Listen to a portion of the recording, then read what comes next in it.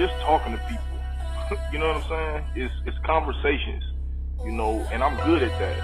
I have a natural gift from God to be able to communicate with people and relate to people. And I learned so much from talking to people. The best thing that I ever learned in life is if you listen more than you speak, you'll always be able to understand somebody. And one thing that I learned is that we are much more alike than we are different. Just make that more complicated. Sitting on the steps, feeling no. Welcome everybody to another episode of the Live Your Purpose podcast. I am your host, John Morgan Jr. Before we get into who our special guest is for today, I want to give a special shout out to all the essential workers right now. Everybody who's been affected by coronavirus and COVID-19. Everybody who was vulnerable, during this time. Anybody who's lost family members. Anybody who's currently just being, affected by everything COVID-19. Our special shout out and prayers and condolences go to everybody right now. I know this is a anxiety-ridden time, uncertain time. But the thing about that is, I believe in something called diunity logic, meaning that you can't have the bad without the good, you had the good without the bad, So we're gonna push through this, see through this, and and get to the other side and be able to, get back to some level of normalcy again. Also, I want to give a special shout out and support to everybody who has been supporting, the podcast. Everything is available on your audio platforms, Anchor, Spotify, and Apple, as well as on the YouTube page as well, the Live Your Purpose podcast YouTube page. Please go to the YouTube page, subscribe, give me your comments, your feedback. Let me know everything you like about the podcast, what you didn't like. I want to hear all of that stuff. I'm immune to criticism, so you're not gonna hurt my feelings. Tell me whatever it is that you're thinking about the podcast. I'm dying to know what y'all think.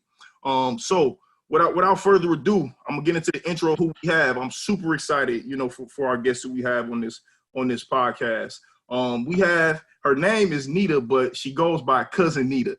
Anybody who follows her on Instagram, she goes by the moniker House Hunter 216.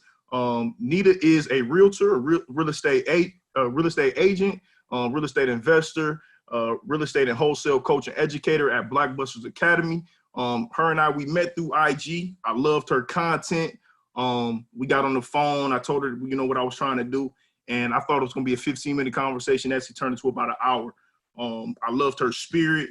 When I say I love her content, I love her authenticity. I love how you can tell that she is truthfully being herself. Individuals in real estate and, under the coach moniker, a lot of times if you really follow, you may see people that's kind of, a little bland, you know what I'm saying? And Miss Nita is far from bland, So without further ado, Nita, thank you so much for coming on. How you doing today? What's going on? Thank you so much for having me. I appreciate it. Yeah, no problem. How your family and everybody doing during this quarantine time and everything? Everybody's doing good. I have a smaller family. So my mom's here in Ohio, and then I got my grandparents down south. So I haven't, been able to get down there to them. So that's a little difficult for me. But other than that, we are doing pretty good and blessed. No complaints at all. Right, absolutely. So, I want to get into your story a little bit. Again, like I said, we're going to definitely get into the real estate aspect of things. But before we even get down that line, tell me what life was like for young Nita. What was it like for Nita back in the day? For those who do not know, when I found this out over the phone, Nita is originally from Akron. Tell us. AK, Roddy. Both sides of the back. You know about that? What you know about that? Tell us what life was like for you as a youngster.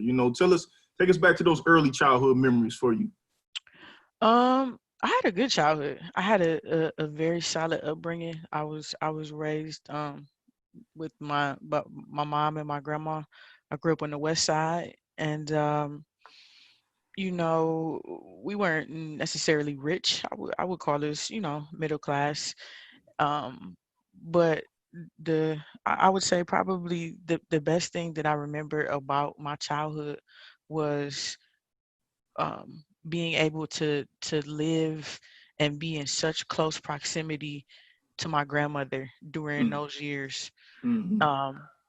When I look back, all of the all of the conversations that we had just natural, conversations that you would have, while living together and stuff like that. And I just think, my God, how much, she shared with me and how much I learned and how much of her, I picked up during that time. And I had I can't complain about my childhood at all. It was, growing up back then, when I was growing up, to me, Akron was popping. Like I loved it. You know what I'm saying? It was like you had, a little bit of every, like it was cool to me. So I had a pretty good upbringing. I have no complaints at all. Wonderful. What do you think is the, one of the main things that you took from your grandmother specifically? Because I think there's a lot of like, blessings that we get from our elders. You know what I'm saying? And especially during this specific time, we see that the elderly are being, some of the people who being, the most vulnerable. You Mhm. know, and for Black people specifically, our elders are staples. So tell me specifically, like, what you think, like the biggest, experience and like, like just life lessons in general that you think you learned from your grandmother. Hard work. Yeah. So, as early as I can remember, my grandma worked for the city of Akron. So as early as I can remember, we would wake up, all of us together, everybody get dressed. We was all out the house together, right? So you know that thing where you get up, like when I leave my house, everybody leaving my house. Like I grew up like that. Like that was the natural thing. We all got up and left together. And my grandma, she worked for the city of Akron for 30 years.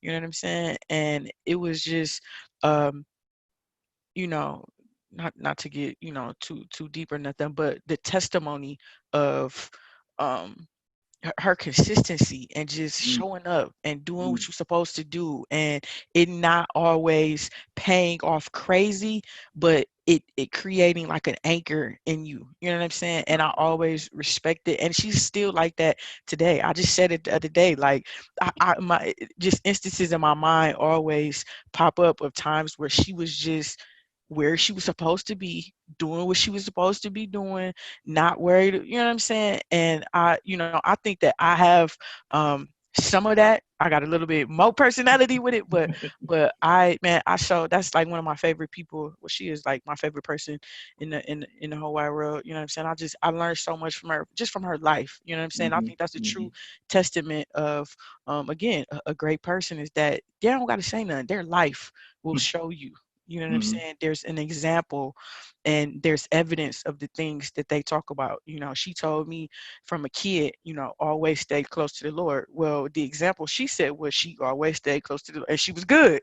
So my logical mind tell me that, whatever I do, still, maintain, so I do, like you said, we learn a lot. I appreciate those times and all, that the wisdom and the love and the support, the confidence. I mean, my grandma turned me into a beast. Like that mhm. time together with my mom and my grandma, we were just working and grinding, and I was learning. Like they turned me into a beast because they made me feel like I could do whatever I wanted to do. You Yeah. know what I'm saying? And Yeah. then they got to preparing me as far as the education. I went to um, very good schools. I went to Emmanuel. Shout out to the House of the Lord. Hey, this is dope right here. I'm low key a legend for this. I was a part of the first graduating class of Emmanuel Christian Academy, the Okay. school Okay. at the House of the Lord, right? Yeah. Yeah. And it was because I had skipped a grade. Oh So wow. everybody that I graduated with I can't remember TJ Carroll, Okay. um, Mhm, Javen, I think it was Danny Parker. I graduated with like 7 other people, but they mhm. was all like a year or two older than me because I had skipped a grade. And then we all graduated from there, and then we went to CBCA. Wow. Wow. So at that point in time, CBCA was they was recruiting black people. They was trying to get their diversity up. They had hired this guy, director of diversity, right? So they basically gave all of us like scholarships. And Mhm, so we mhm. all was like carpooling together and catching a bus together, and we went out to CBCA, and that's where I did, my 7 through 12, pretty much so. So, So so talk to me specifically about that experience at CVCA. Because those who do not know, CVCA is a private school. It's mhm, located maybe like 10, 15 minutes outside of the city of Akron, mhm. in the suburb. I guess that's considered, is that Stowe? Is that considered Chicago Stowe? Falls. Chicago Falls? So Hmm. it's in a suburb outside of Akron. I actually went to the private. I went to the elementary school that typically after you done at the elementary school, Chapel Hill. Go to, yep, I went to Chapel Hill. Most of those people go to CVCA, so I'm very familiar with CVCA. Although I didn't go there myself. After my brother got remarried, we ended up moving to a suburb, so I didn't go to CVCA. But talk about specifically, how that experience at CVCA like really molded and shaped it, shaped who you are today. Because I know you had a real interesting experience and just like overall time period being there, and that was very. Oh, I had a real interesting time. Number one, I try to listen well. So the conversation we had, I could just tell how you was talking about it. And you told me you was like, I learned a lot being at CVCA. You know what I'm saying? So talk to me a little bit about like what that experience really was and what that meant for you. Man, like again, and this is the only time that I could have had this conversation with as much time, passing, and just being Mm-hmm. able to look back and seeing where I am, as a woman and a Mm-hmm. businesswoman now. I did, like, and I didn't even know it. It's so amazing how life and God, the universe, or whatever will have you in training for your purpose before you even realize it. You know what I'm saying? Like, even the even the discipline, because I had to get up early, because again, like you said, I had to get downtown, and then I had to get on the 23 Wyoga Lake. We was the last stop. Right, You know what I'm right, saying? right. So I'm up earlier than everybody else on my little trekking on my journey, and then I played sports after. So then I had to stay. I'm at school every day to like Mm-hmm. 7. You know what I'm You saying? going But all day. all day, right? But the people, the culture, like all of those kids, like you said, a lot of them had come from Chapel Hill, a lot Mm-hmm. of them had come from like Stowe, you know what I'm saying? So a lot of them knew each other. And then we were like, it was like 7 of us, and we was all black, and we was all like from the west side of Akron, you know what I'm saying? Mm-hmm. And here we are, like smack dab in the middle of CBCA. And I remember at that point, again, mind you, I had skipped the grade. So I'm kind of like, this school thing, I got that. It's nothing. Like, say less, I got the CCA, and them people got Mm-hmm. to talking about, all this, and it was a shock. And it showed me that I have a tendency, even back then, to get lazy. Mm-hmm. You know what I'm saying? Because and trust and just rely on my natural ability, because I'm very naturally gifted in a lot of different things, and it could take me far. So I could tend to and I did it even back in school. I could have been a straight A student. I just never chose to apply myself, which is Right, crazy. You know what I'm saying? right. The people, the social events. I had never gone to parties like like the little kids are like, yeah, like after the football game, we're having a party at my house. Come over. And I'm that's a different type of party and totally exposure. different. That's Totally different. different. That's Listen, different than I a pull up baseball to the party. That's party, different. the house is a whole block, bro. Like Yes. I pull in the cul-de-sac, there's no more houses in the cul-de-sac. It's Mhm. only one. Meredith Davis. Her name. Right. If you know Davis Eye Center out in Cuyahoga Falls, look it up. Davis. Her father is Dr. Davis. He's an optometrist. He Oh, does you know what? I do know them because I went to school at Chapel Hill with her brother Jared. Jared, and it was Jared and had a younger brother. He was actually Aaron. Aaron. Yep, Aaron. Yeah. Yep. Yep, he was in my grade. Yep. Yep. Jared was the older one. Meredith was in They my used to hoop, grade. they used to hoop back in the day. They Yep, went to Jared was clubs. a cold little left-hander. Yeah, Yeah, yeah. yeah. But they used to have the parties at their house. Oh, their house was amazing. Oh, no, now it's making See sense. what I'm saying? Yeah, Remember that cul-de-sac you pulled yes, back in? yes, Feel me? yes, And then they yes, had the tent. They yes, come yes, on, man. yes. And it was like I was like, wow, they like the refrigerator stocked with stuff. It's bowls of pretzels and shit. I was like, that was my first time being exposed to real estate like that, houses like that, people like that. Like it showed me that people that have things that are okay, that are well to do, um, are for the most part cool. It's not Mm-hmm, a race thing, it's a mm-hmm, class thing. mm-hmm, When you are lacking, you mm-hmm, tend to operate from a different type of moral compass than you do mm-hmm. when you're not in lack. Yeah, You know what I'm absolutely, saying? And that's what absolutely. that exposed to me at a very early age. And so from there, my mind, like again, without even knowing, even though I did, like, it went all squeaky clean. I definitely, you know, had my issues and my struggles, but you know, looking back over it, that like was my first time being exposed to all of that, and it kind of like set the tone. Like, oh yeah, you know, this the type of lifestyle I want. You know, I want to drive the car I want. You know, like it just it opened up that mind frame for me, and I appreciate that experience because I don't know if I would have had that if I would have gone to Bookto, which Yeah. is where I should have gone Hmm. just by where I lived at, where my mother went. You know, all that kind of stuff. You know, shout out to 1040 the Griffs and all that, but you know. Yeah. Let me ask you this: was there ever any moments of just like insecurity, or just like, feeling lack thereof, of being exposed to so much of that, knowing that, your classmates and your peers are living this way, but like you said, when this all said and done, you got to get on the bus and go back to the city, back to something so much different. Was there ever anything that within you that was just like, damn, I don't belong, or something that was just, again, an insecure feeling? No.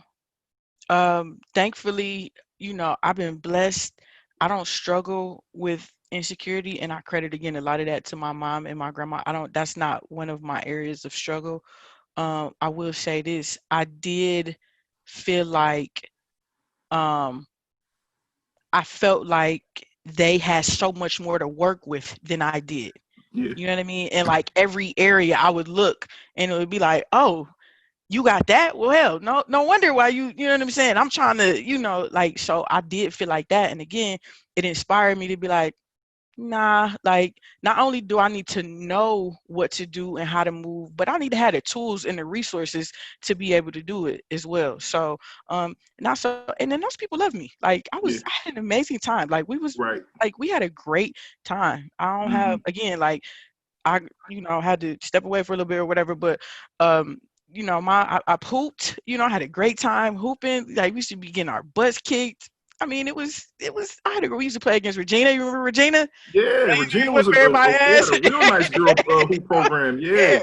Yeah. Yeah. Yeah. So it was a great experience. It taught me a lot. It prepared me a lot. I wish that I don't want to say I wish, but I sometimes I feel disappointed that I am not more connected Mm. to the school because, Okay. again, we were just like I was the first graduating class at Emmanuel. We were the first wave, and now you look like I still get the the alumni booklet. You know what I mean? And I look through the booklet and I see so many black kids, and it warms my heart because I Right. remember when I could go all day around that school and Yeah. never run Yeah. into. And then when Yeah. I did see him, we was like hugging it. Right. You know what I'm Yeah. saying? And so now to see all of them there, and it's like they're normalizing it, it warms my heart for the students, and it also makes me appreciate CBCA because that initiative, the diversity initiative, started back then, you know, Hmm. and they've Hmm. remained committed to it, and now we're seeing the results of that. So that's kind of like my only regret, and really it's my fault because I could be. I just Hmm. it's not to So be. I resonate, what I'm saying, with a lot of that. Like, I share a lot of those sentiments. No, number one, like I said, I went to the elementary school of the feeder school of CVCA, so I know what it was like going to school as a black kid living in the city of Akron, and being the minority, not just a minority as of a minority, but we were the minority as a collective in a Mm-hmm. predominantly white school. And like you said, everybody loved me. Like, I've always had a pretty upbeat personality, good spirit. Like, I've always like been able to get along and make friends with different people, no matter what. Um, Mm-hmm. I remember going, over to the Davidsons early age and things like that, and Mm-hmm. exposed to so much early on. Like, although on one side, on the weekends and every day at practice, I'm going to play at East Pee Wee football, Mm-hmm. exposed to all of these people that I'm going to school with in the falls and Right. in Stowe. And it gave me, a idea into two different worlds. And I don't think that I ever was insecure about it, but it did, it let me know, number one, that I can be comfortable in any room that I'm at. And it also let me know that, I don't impress easily, what I'm saying, by what the fuck you got. Like, that doesn't always, what I'm saying, make Mm-hmm. to get to know you, or things like that. So I resonate, what I'm saying, with that story. Yep. Talk to me and tell me a little bit about, like, some of your earliest experiences with entrepreneurs or business owners, or even if it was just like, you know what I'm saying, people hustling that you seen who like took matters into their own hand. And the reason I asked that is because, again, you know, having these upbringings in these childhood, like my childhood, the majority of the people that I was exposed to, they worked 9 to 5s. Like I'm from Akron, so the majority of the people who had quote unquote good jobs were dealing with the automotive industries and companies. Like the majority of my people, they worked for Chrysler. They had pretty decent jobs. You know what I'm saying? There was never, you know, people who were business owners outside of the barbers, the beauticians. I didn't know anybody, you know what I'm saying, who really had that walk of life. You know, at least that I knew of. That you know of, right? What about, you know, some of your first introduction to individuals like that? Uh, when I started looking in the mirror, Mm. I didn't. Talk about that. Talk I about mean, that.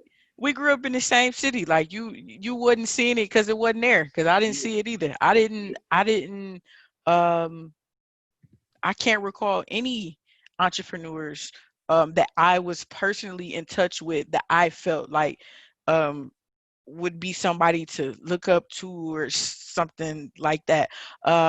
What I saw was people always opening up bars, little food joints, Yeah, yeah. barbershops, you know, and to me that didn't say businessman, businesswoman, it was like just a little hustle, like you trying to clean your Mm-hmm, money or something. Like, yeah, mm-hmm, it just mm-hmm, so I don't have that entrepreneurial spirit. It was in me, you know what I'm saying? mm-hmm, And not till I got old enough, you know, and my first experiences were through books, mm-hmm, you know, and reading about people, Madam CJ Walker and all these Oprah, like, you know what I mean? Oprah and I are Aquarius. You know, I was like, come on, like I could, you know, the sky is literally the limit type deal. And I didn't, you know, me and my mom talk about it now, like how, you know, um how different we are in that way. You know, like I'm a huge risk taker. You know, she's more convinced, you know, so I didn't see like the type of person that I am, I didn't see this around me back then. yeah. I grew in Who exposed you to, like, or introduced you to reading, or was that something that you just kind of picked up and just took to? my mom. Okay. I used, man, come on. Maple Valley, I used to kill book it, family. Like the little piece of her pieces, Yeah, playing with yeah. it. Like Miss Green, like me and Miss Green was like this. Like Okay, I probably got okay. my picture hanging up at Maple Valley Library. Was that is funny. It's so, you touched on it earlier. You said, man, it's just so funny how God is just pulling the strings, man, and we never know. And really, the more we become conscious and the more we become aware, we see Mm-hmm. how much things have just always been in place from there. Mm-hmm. What's funny about Maple Valley Library is it's no longer there. It's Mm-hmm. actually a mental health agency called Minority Behavioral Health Group, and I work there now. You know, that's Wow. a time job, and it's been going for, Maple Valley been going for years, man. And Minority Behavioral Health Group has been there maybe like the last 15 years. You know what I mean? Wow. Okay. Dang. Funny Okay. how it's just funny how things are always, Yep. connected. Um, That's my foundation. yeah, That's absolutely. where the reading and the books, that's where it comes up from. The summer reading program, I was killing it. I was Yeah, blowing those numbers out. You know, my mom used to read to me. Like I don't know. I don't know if she started it when I was a baby, but I kind of like always had that kind of like love. Even now, I'm like a book nerd. Like I will yeah. be talking to you in the middle of a conversation and pick up a book and start reading mid conversation. So, but yeah, Maple Valley, that's where I got my start. So what directed you towards, like, business books, or like, Madam CJ Walker? Were you just looking for, just representation that looked like you? Were you looking for black women? Like, what was it specifically about, like, that type That's of my book that personality. That's yeah, I felt yeah. seen. I felt seen. She was a Right, bully with it. right. I'm like, there she is. Like that's because in my mind for so long, I felt like everybody was always so quiet and reserved and safe and just doing this and doing, and that's cool. No knock against that, but that was not in me, and it made me feel weird. You know what I'm saying? It made me feel like it was something wrong with me until I started to be exposed to people like her, and I'm like, oh no, I'm Yeah, not. I'm not like that's what it is. And then yeah. once I made that connection, I just immersed myself in that, and for me, that became my norm and my reality. Did you see you seen the Netflix series? Mhm. What, did you like it? Uh, nah, I appreciated them wanting to tell the story. I felt like it was too sensationalized. It was too Yeah, even it was the way cheesy. that it It was was shot. cheesy. Yeah, Yeah, it was like it it was was too cheesy. much for me. Yeah. Well, listen. One thing I read. You know, I went to your website. And one of the things I don't know if it was your bio, but one of the things that you put down in there, you was like, you know, you were living your purpose in this real estate space, man, because for you it's very important to like show representation of young black professionals in this real estate space. You know, Mhm. talk to me about like the lack of representation from a black investor standpoint, like being on the forefront. Obviously, like people who are in the space, you know, we know the Jay Morrisons, the Max Maxwells, you know, and there's a few other that we could name, you know, who kind of out there. But like, why is that important to you? And like, when did you kind of notice that, like, you know, this is a void, like, you know what I'm saying? And I want to be the one to kind of change that. Well, it was before Max Maxwell and Jay Morrison. That's what. No. Edit that part out.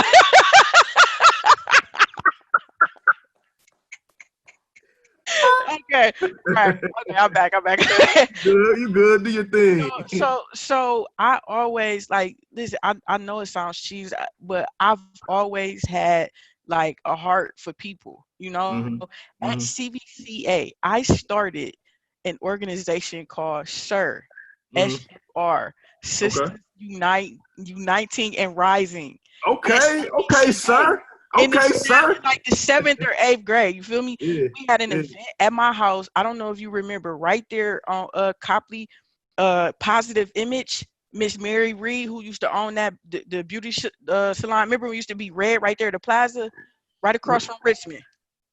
Okay. Okay. Right across from Richmond. She used to Yes. be that N1, the quarter one, Positive Image for like Oh, I know 15 exactly what you're years. talking about. I know what you're Miss talking about. Mary Reed. I had my mom helped me, but we hmm had her to come to my house with all of the young ladies that was in the group and talk to us about hair care and how to keep our. It was dope. And this is me hmm at again seventh and eighth grade thinking about how I can help bring people together and help us, feel good and look Right. good and all this kind of stuff. So Right. this stuff was again already in me. It's just that as I grew and started to, go through life and have other experiences and gain other knowledge, I started to get into other fields.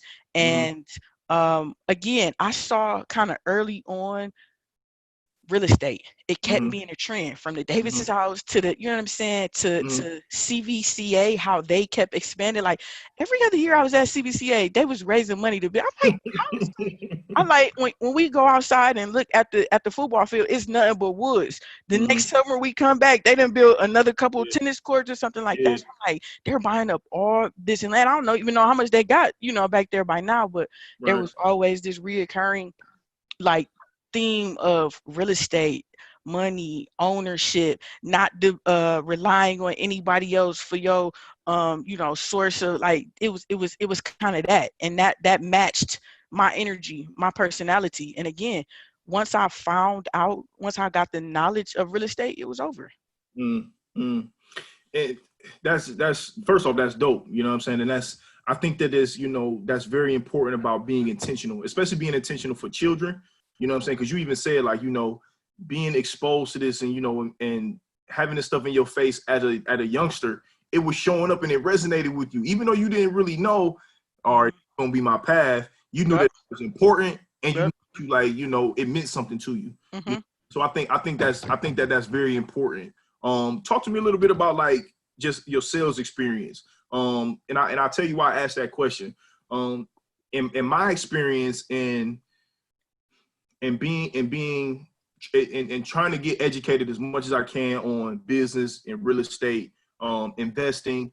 One of the main topics that you see come across, which I think holds a lot of weight. But it's just an interesting concept to me. Is like I hear people say all the time, you got to have sales experience. You got to have sales experience, and I've got it from different angles. Like, you know, I think on one end it serves its purpose because, you know, you are experiencing like hearing people tell you no.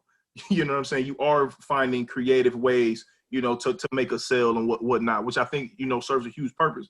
But then again, I've heard people say, listen, I ain't had no sales experience, but, you know, just by trial and error and, you know, not being afraid of rejection, I'm able to, like, you know, and be able to build relationships. I'm able to make sales. I'm able to get the concept of it, you know. So tell me, like, what your experience was in sales, and like, what do you think, you know, as it relates to just like having an experience in sales and how that relates to, you know, having a successful business? Um, well, first of all, I think it's huge. You know, I think it's um, kind of like the foundation of your business because it's essentially revenue. You know, Mm-hmm. generating revenue and being able to sustain. Most small businesses go under for that very fact. They can't consistently generate enough revenue. Um, my background is actually I never had a real job. Like I had, you know, the closest thing to a real job I had was working for the cell phone companies. I worked Okay. for Sprint, I worked for T-Mobile, I worked for Revel. Um, and I will be honest, that is probably the best sales training I could have had before jumping into the real estate business full time Okay. because it was the process and the skills that I was able to learn and refine were almost identical to the ones that I needed to run it up in the real estate. You know, it Yeah. was like same thing, different product Yeah. type deal.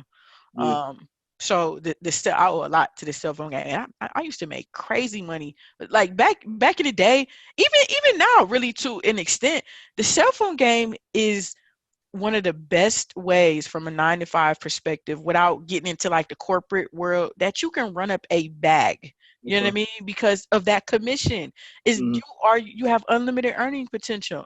And Mm-hmm. if you could imagine, you know, my sales savvy now, it was nowhere near that then, but I had the same hustle. So Mm-hmm. you can imagine, like I was sorry, I didn't know. I was I was blowing those numbers out of the water. You know what I'm saying? So the wireless game gave me great kind of like on the job training for when I transitioned over into real estate full time. Mm-hmm. Tell me this. Do you think that an individual can be successful without having that specific type of sales experience? Yes. Yeah. Yeah. Yeah. I definitely think it helps you and gives you a leg up.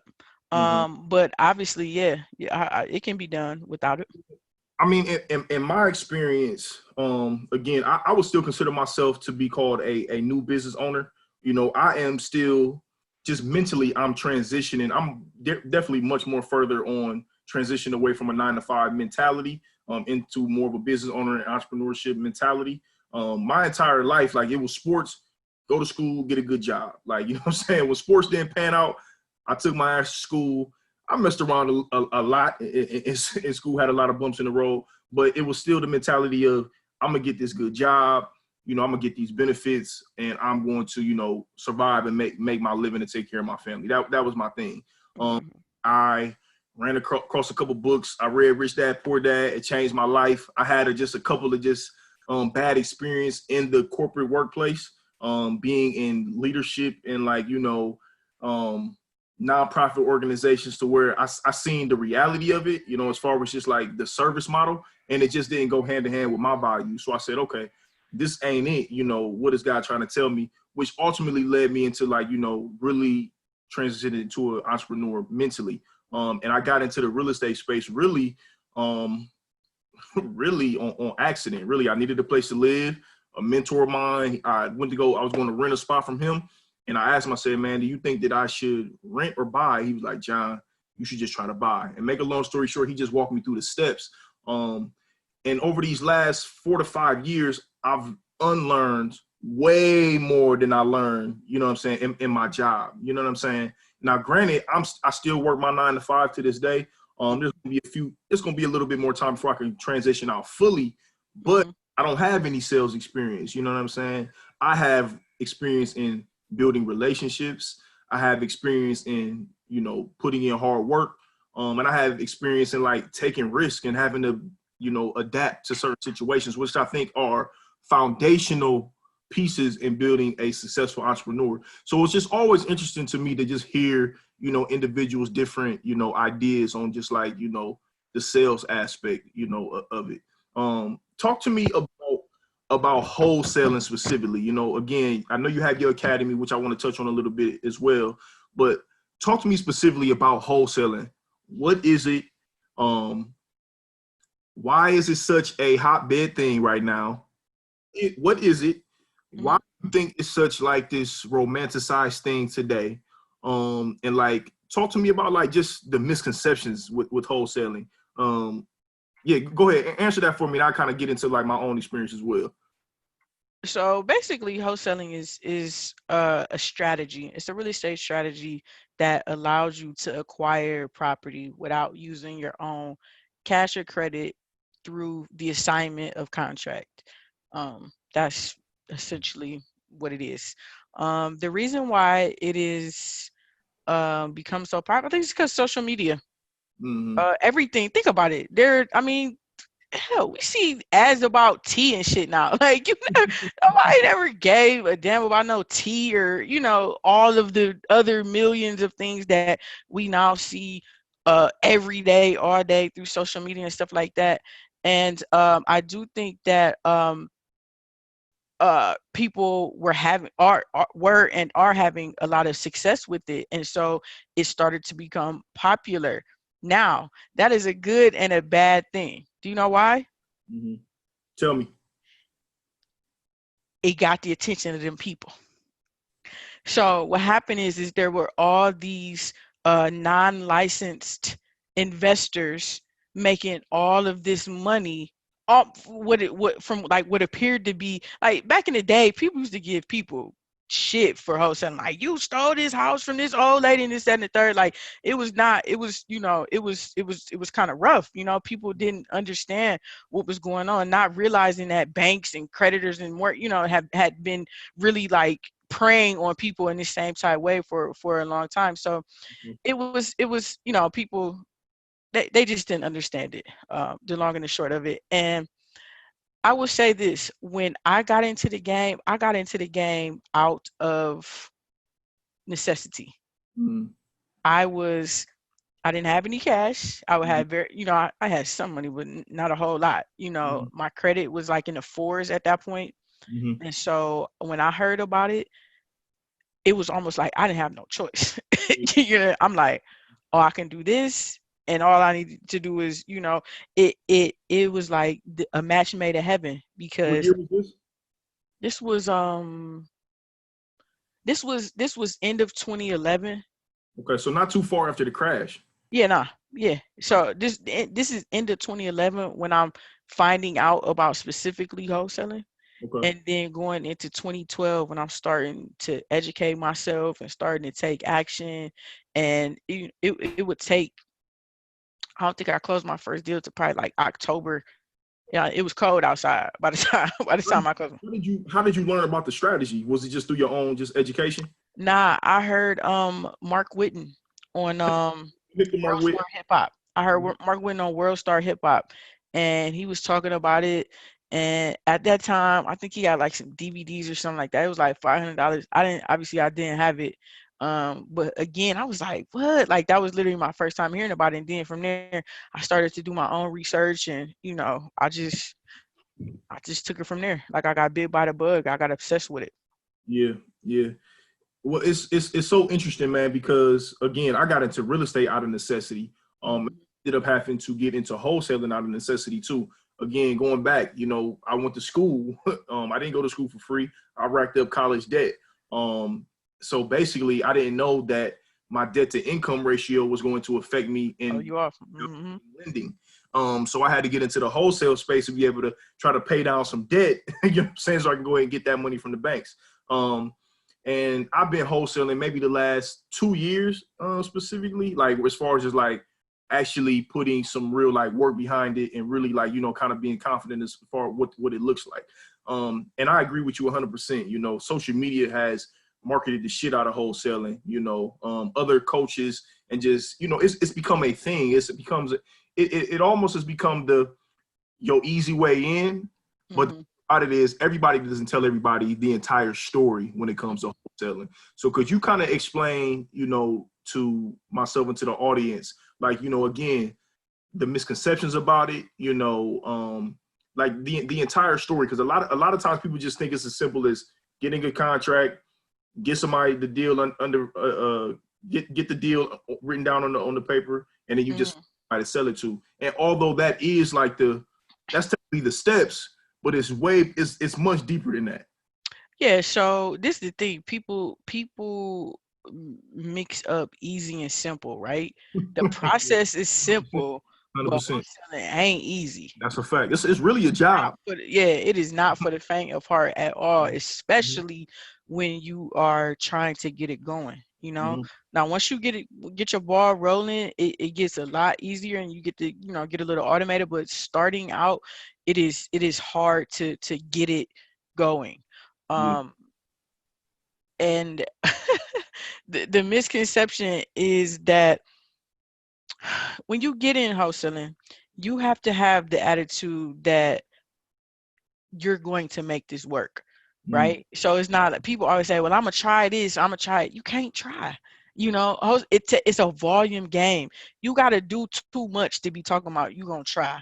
Wholesaling is either you doing it or you not thing. You know what I'm saying? It doesn't like doing a little bit towards your wholesaling goals or trying to get it together. It's almost equal as doing nothing. Mm. If you're not taking massive action all the time, like consistently, you may as well not be doing nothing. And talk about what does that massive action look like? Give us some examples. Marketing. It looks like. Okay. It's marketing. It's stuff in your pipeline. People Mhm. worry about too much stupid shit. What's my LLC? What's my logo? What's this? What's that?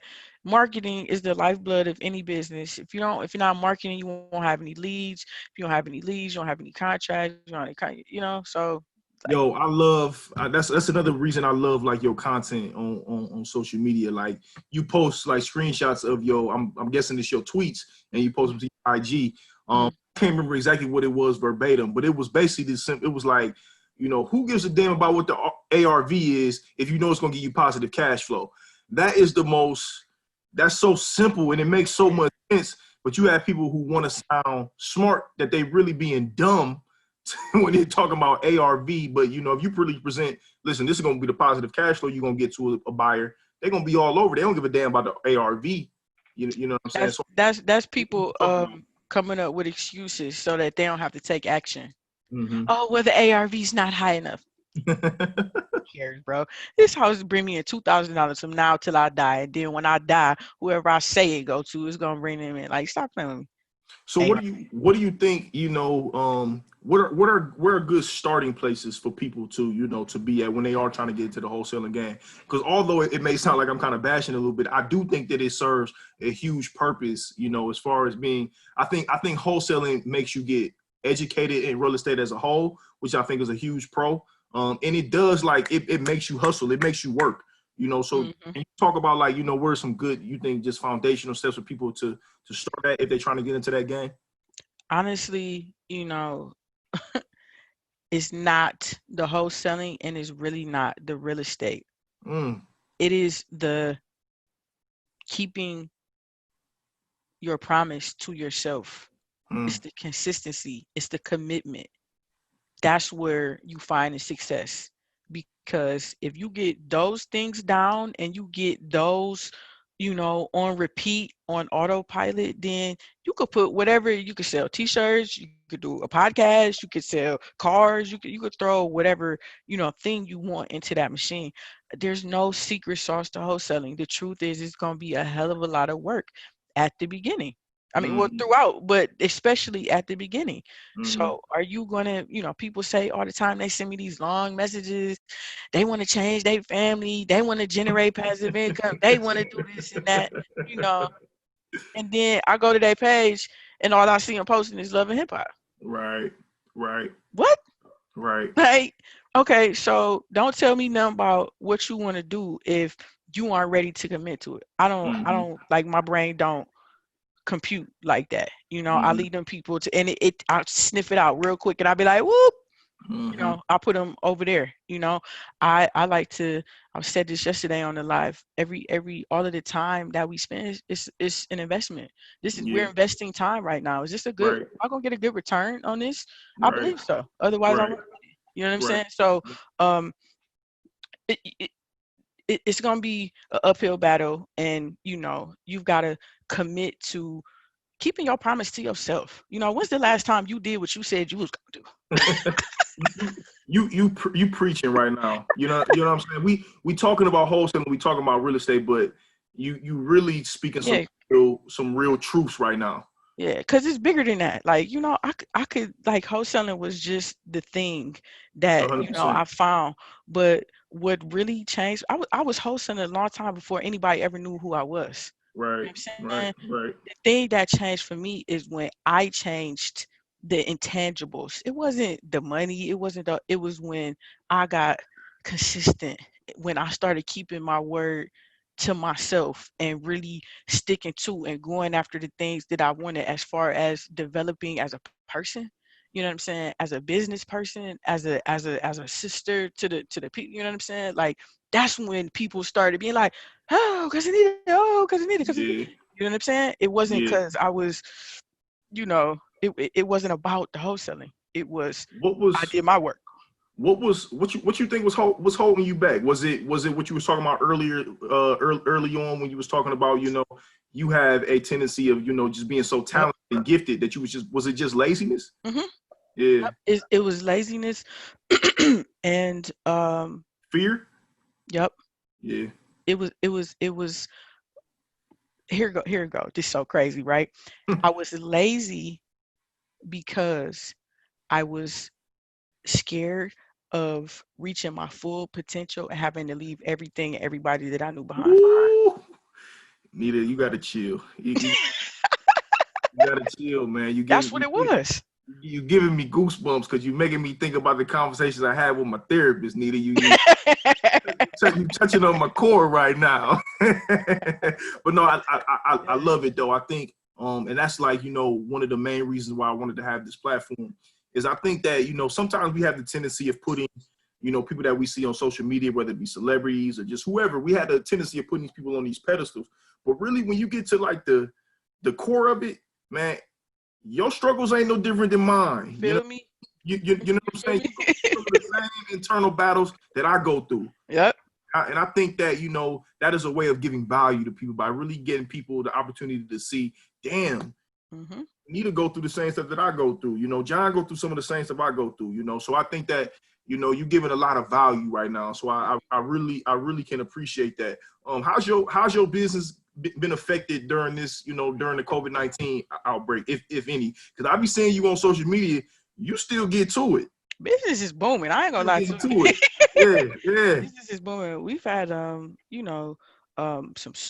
slower processing times, just because offices aren't open. Mm-hmm. They're not working at full staff and stuff like that.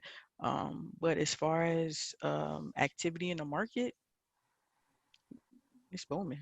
Like, How literally. many deals you think that you've closed in your time just in this space, if you could put a number on it? Oh, altogether, Yeah, a couple hundred, few hundred. yeah, yeah, Um, I would say on average, I've averaged no less than five, then probably about like five a month for the yeah. last several years. Okay, good. So few hundred And are probably. you only in the Cleveland market, or do you do things out of state and things like that in other markets as well? Nope. I You stick to what I know. Yeah, I know, like, I'm one of those type of people that um I want to know what I'm doing. You know what I mean? I And do. like that, I study in a way that other people don't. I know things about things that people that have been doing it for years don't know, because Mm-hmm, I'm anal like that. I'm mm-hmm, obsessive like that. And it's taken me this long to get to that point as far as the Yeah. Cleveland market, as far as my connections and stuff like that. Can you imagine me going somewhere and starting all over and they being like, Nita who? I'm like, Right. out of here.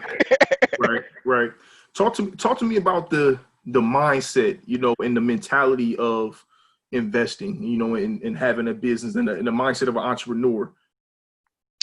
um sure.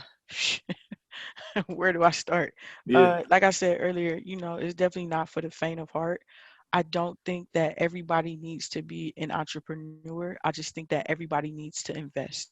Hmm. Um, I think that we got a lot of people who jump off the entrepreneur porch who probably should just keep going to the 9 to 5.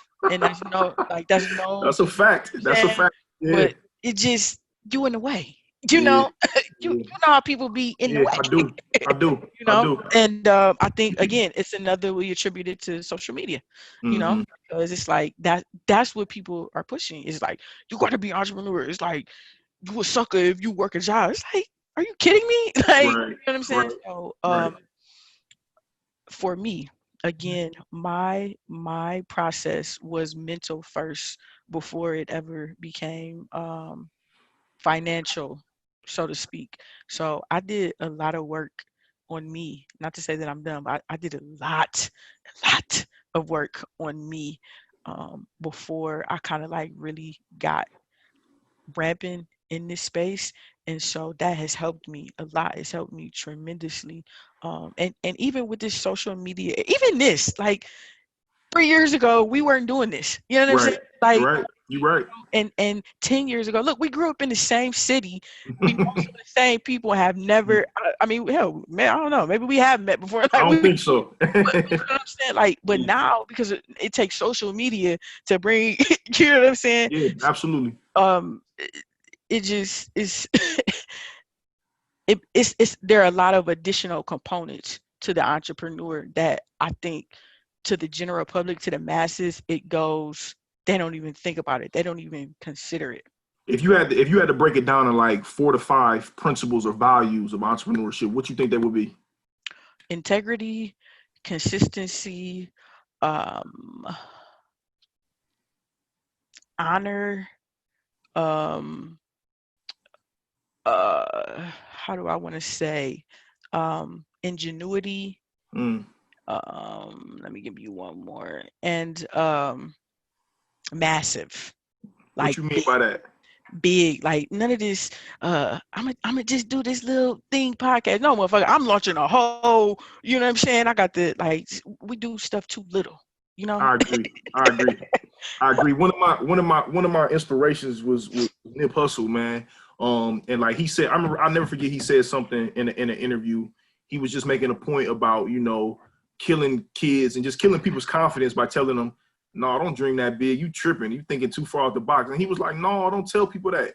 He said, "Anytime I've looked at my goals, I've always achieved them. And after I achieved them, I always looked at them like, damn, I should have. I want nothing, right? You know what I'm saying? I should have went harder. Like, when you put limits on yourself, man, you really tearing down your godlike spirit. You know, Hmm. understand that or not. So I completely agree with that sentiment. Talk to me about your academy, man. Talk to me about Blockbusters Academy. What is it? What made you want to get into that space? How's it going for you? Just talk to me a little bit about that. Educate myself and the listeners on what that academy So is. I could be honest, right? Y'all not gonna judge me. No, no, not at all. This is safe space. Okay, so I never wanted to get into that space, and I still don't want to be in it. Okay. If I'm being honest, Mm-hmm. the only reason why I created Blockbusters was because, again, after I was just on Instagram doing my thing, showing my life, my day, and people started asking and started inquiring and helping, and because my first thought is to help, I would try, but it got to a point where it's like, there's only one of me and too many of y'all. I can't go hand to hand with it like that. It's Yeah. like no way possible. And so I figure, I'm like, okay, I put all the information in this one place. And if you want the information, you come and get it. And what I did with the first run of Blockbusters was it was like live. So it was like 6 weeks, and every Okay. week we had a live class. So I was like actually there teaching, answering questions. We were setting up marketing campaigns. We did that for those 6 weeks, and then after that, I was like, yeah, I'll probably never do that again. It, Mm-hmm. it was a lot just in terms of time. Mm-hmm. And so I just was like, well, I'll include all of that, and then again, I'll just give it to people as the education. So that's what it is. It's the complete wholesaling game, A to Z, from how to find who you need to be talking to. That's most people's problem. That's another reason why it's super hard is they don't have no clue as to who they should be talking to, why they should be talking to them, what they should be saying. It's just a whole bunch of uh YouTube jargon, to everywhere. So I go over that and marketing strategies and negotiation and how to get the deal signed and what happens at the title company and creative financing and direct, just everything that you need to really get this wholesale situation going. And I tell people all the time, Blockbusters is not a mentorship. I don't offer mentorship. That first time when I did it, I was mentoring then. I don't have time to mentor now. Mentorship requires a time commitment that I can't make right now. However, I offer education, you know.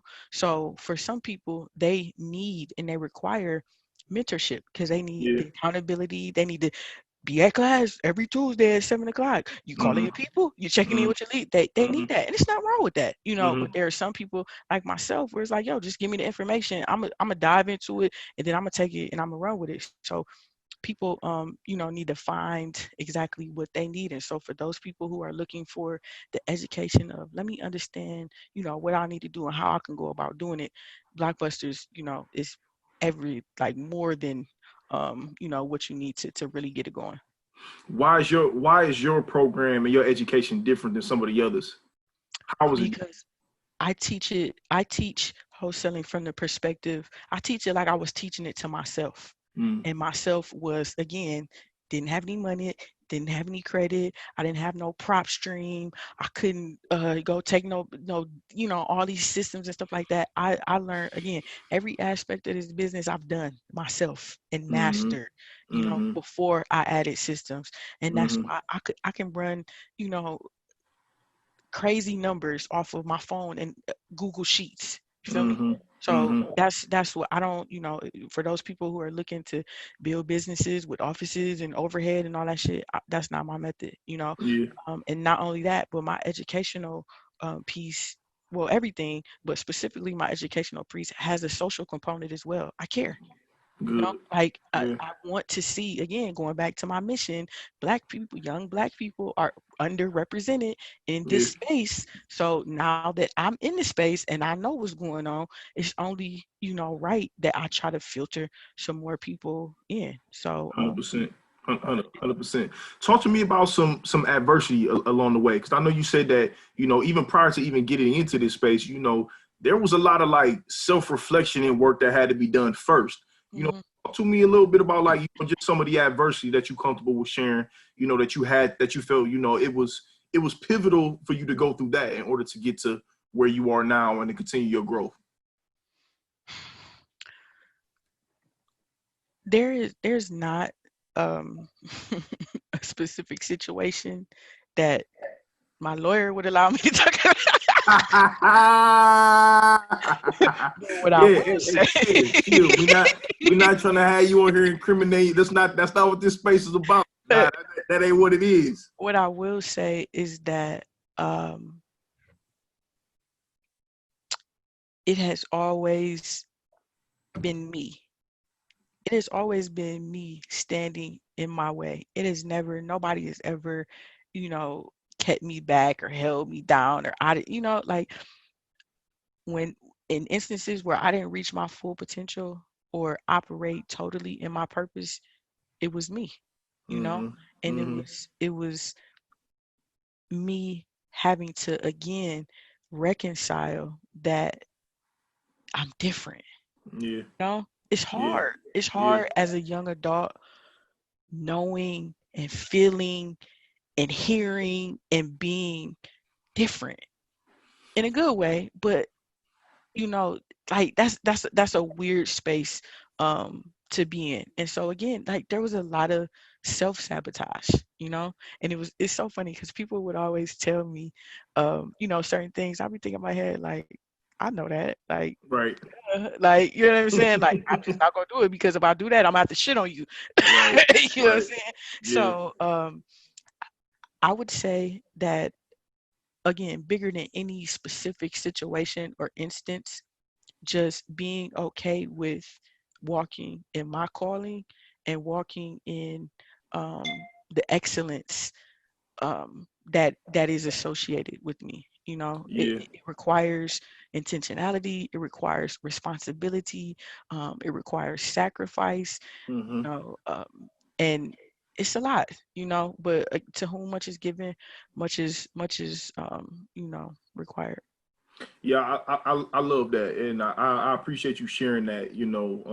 Again, man, one of my main reasons for wanting to start this platform was because I felt like, again, part of the branding aspect of it, live your purpose. Like it was me. Like I felt this calling on my spirit for a long time to kind of like sit down and have these type of conversations with people to be Mhm. able to learn and ultimately be able to educate and give people value, but ultimately like I always knew, that God wanted me in a place of being able to just like give to people.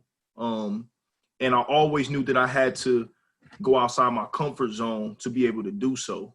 Um, Mhm. don't get me wrong. Like I'm able to point to a lot of just childhood trauma, and I'm able to just point to the root of like, okay, this is why I was hesitant on whatever this was over here. This is why I feel this way in certain situations. But Mhm. now, since I understand what the hell it is I'm pointing to, what's what's my excuse now? Going right. Yep. I don't have one now. So it's really really taken away from myself and stealing from myself if I don't do things like this. You know, Mhm. I resonate. Again with that. Again, like I said, man, you kind of creeping me out because this is real. This is some spiritual stuff that's going on. You know what I'm saying? But I really appreciate that. Mhm. Talk to me about just some of your goals and your real estate portfolio, or just your goals as what it looks like for your business as a whole. Like what do you see foresight wise for you in this space? Um, honestly, I've hit a lot of my real estate goals. I think this is another funny misconception or ideology, I guess you could say, about real estate is that everybody is like, I want 1 million units and I want to be this and I want commercial buildings, this and the third. And I'm just thinking like, I don't, you know what Right. I mean? I Like, agree.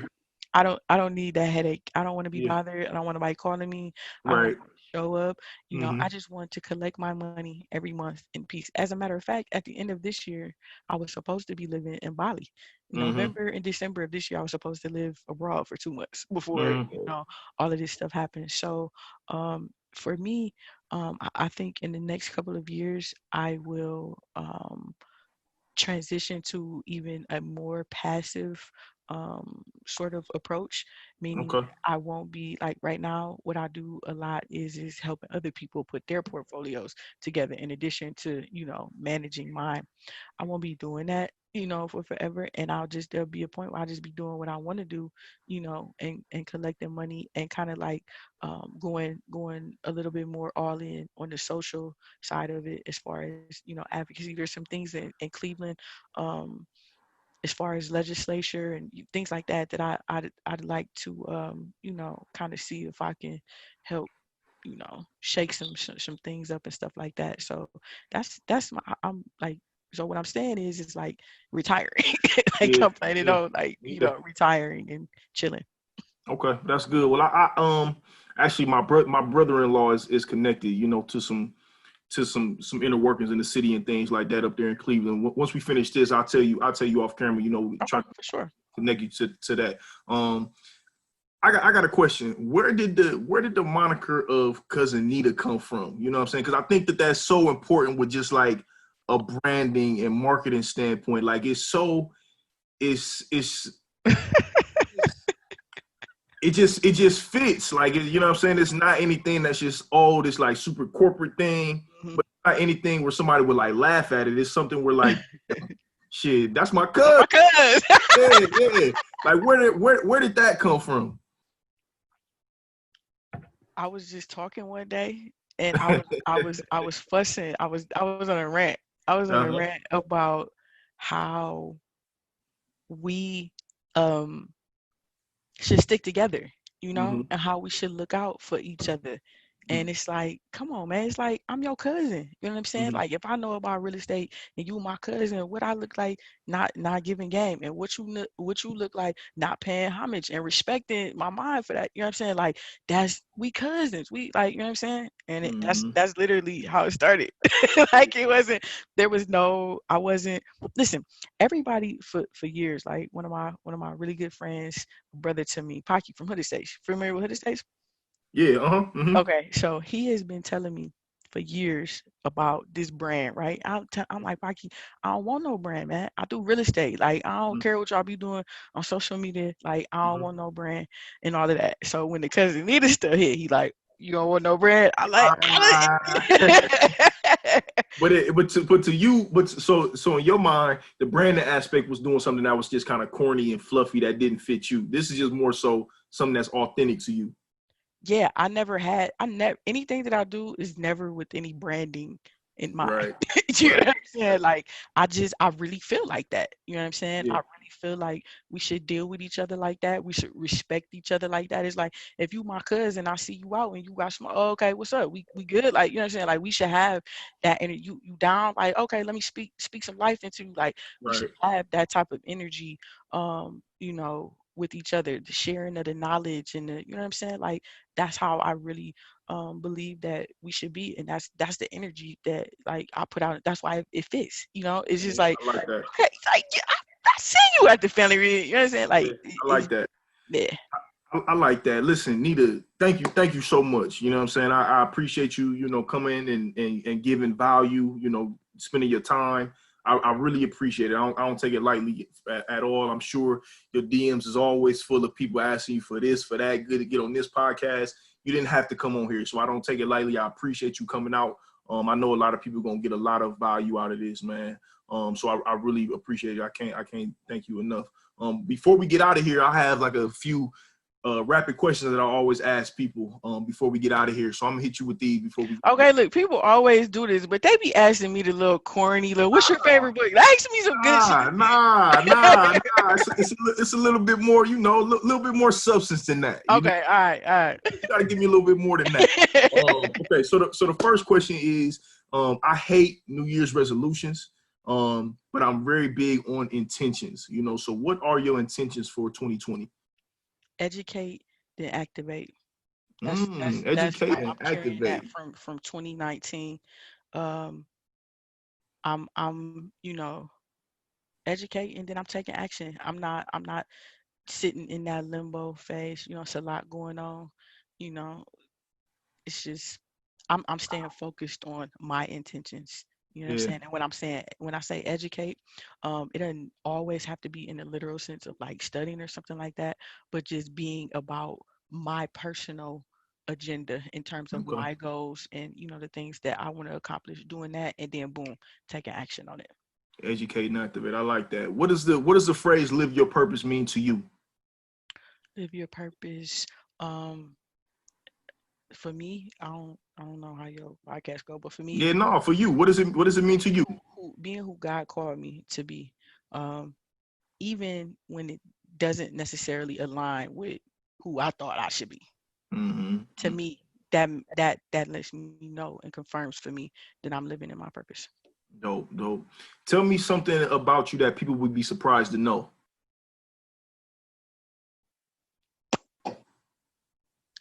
I'm very. Um, do you think I'm like? Well, I Go guess ahead. Go ahead. I'm Don't hesitate. Go ahead. I'm like I'm very animated. Okay. All right. Okay. You Hey, think people would be surprised to know that?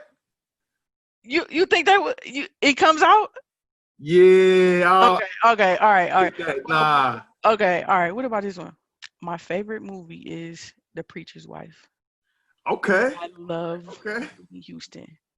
I am the biggest Nippy fan on the planet. Oh man, the preacher's wife. That what's so funny? I haven't seen that movie in years. That's a movie with Whitney Houston, Denzel. Yeah, okay. Yes. I've seen that in a minute, so I can't even tell you like how good it was. It's And time pull it back out. all Pull it right, back. all right, okay. I'm gonna do that. I'm gonna do that because I can't even tell you the last time I even thought about the preacher's wife. So I'm gonna think about that. What scares you? um, Not living up to my potential. Mm, Leaving, something in the tank.